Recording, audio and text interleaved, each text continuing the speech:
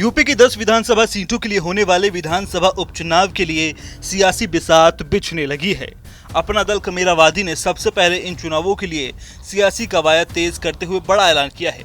अपना दल कमेरावादी के शीर्ष नेता और विधायक डॉक्टर पल्लवी पटेल ने प्रयागराज में पीडीएम यानी पिछड़ा दलित और मुस्लिम गठबंधन के घटक दलों की बैठक की और उपचुनाव के लिए अपनी पार्टी के एजेंडे का ऐलान कर दिया। प्रयागराज में पीडीएम की इस बैठक में कई अहम फैसले लिए गए।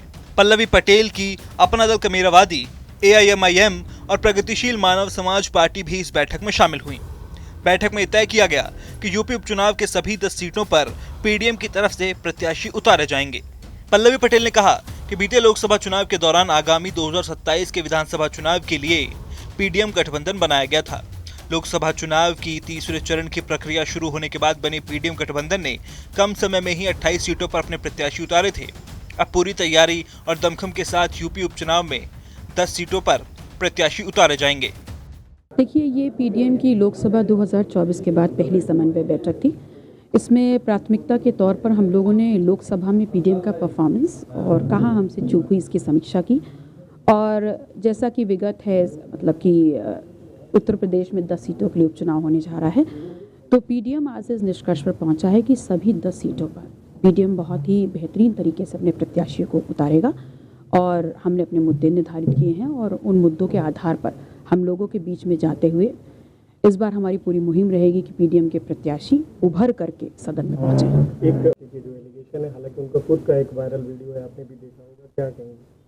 देखिए, मैंने अभी तक वीडियो देखा तो नहीं है, लेकिन मैं ये कह सकती हूँ, विधायक हो चाहे कोई भी व्यक्ति हो, अगर गलत किया है और इस देश के छात्रों के वर्तमान और भविष्य के साथ खिलवाड़ हुआ है तो फिर अनबायस्ड होकर के सरकार को कड़े कदम उठाने चाहिए, सजा मिलनी चाहिए। पीडीएम का फोकस अभी से ही आगामी पंचायत चुनाव और 2027 विधानसभा चुनाव की तैयारी पर है।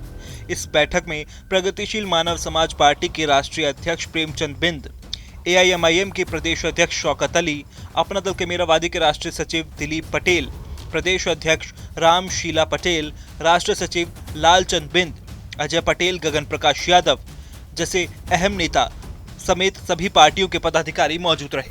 अपना दल कमेरावादी ने लोकसभा चुनाव में 3 सीटों पर चुनाव लड़ने का ऐलान किया था, लेकिन बाद में उन्होंने घोषित उम्मीदवारों की लिस्ट वापस ले ली थी।